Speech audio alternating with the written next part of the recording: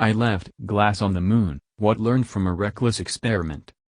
When I heard about the possibility of measuring the distance between Whenetween the Earth and the moon using nothing but glass pieces, I was intrigued. The idea seemed so simple, yet so impossible. Had to try it.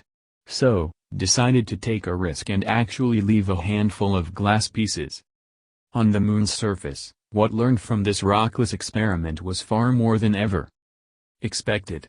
In this blog post, we'll share my experience of leaving glass on the moon and the incredible discoveries made along the way. The idea. It was a crazy thought that had been brewing in my head for months. What if I could leave a piece of glass on the moon? Wanted to create an experiment to measure the distance between Earth and the moon using laser reflections.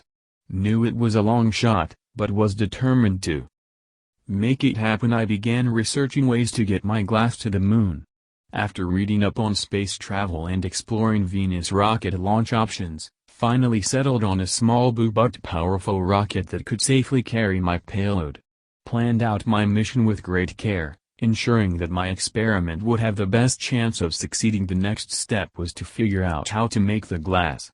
After some trial and error, settled on a special type of glass that would be durable enough to withstand the rigors of space travel. Then, figured out the best way to package and secure the glass in the rocket's payload bay. Finally, it was time to get ready for launch. The preparation. First, I had to identify the right type of glass that could withstand the intense temperatures and pressure of space. After some research, I settled on borosilicate glass as it had proven to be incredibly durable in extreme environments. Next, I had to figure out a way to securely package the pieces in order to keep them intact during their journey. To do this, utilized an airtight plastic bag and surrounded the pieces with foam packing peanuts. This provided enough protection to keep them safe while they were traveling through space. Finally, I had to create a launch vehicle that could withstand the rigors of space travel. After careful consideration, decided to use a modified weather balloon filled with helium as the mean of transport. This would provide enough lift to carry the payload up into the stratosphere and beyond. The launch. We had calculated the launch trajectory to make sure it would reach the moon, but there were still some risks associated with the journey.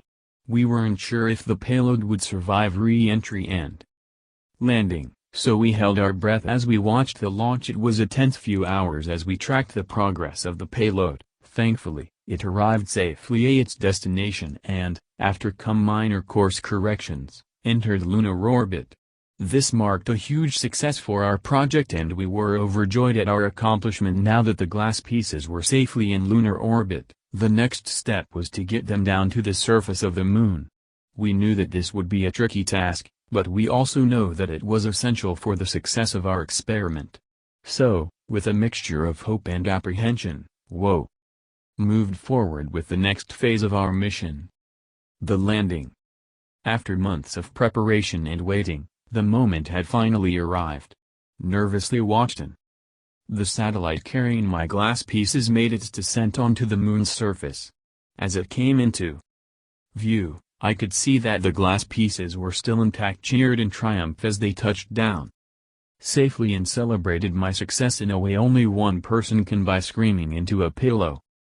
Once the excitement died down, it was time to put my plan into action. Carefully took the glass pieces from the satellite and placed them around the moon's surface in various locations. This was an essential part of my experiment, as wanted to be able to measure the distance between Earth and Moon by reflecting a laser off the glass pieces. It was a thrilling moment when saw the light reflected off the glass and know that I had successfully completed my mission. Quickly noted down the readings and then packed up my equipment, ready to return to Earth with my findings. The aftermath. When I arrived back home after my reckless experiment, was both excited and dark. Had to wait and see if my glass would still be there and if it was possible to use it as intended. After a few weeks, I was relieved to find out that the glass had survived the landing and was still intact.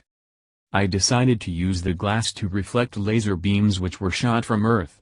It worked perfectly, allowing me to measure the distance between Earth and Moon. This was something I'd never done before, and it was incredibly satisfying. My experiment also led to some other unexpected benefits. People from all around the world heard about my story and began to take interest in space.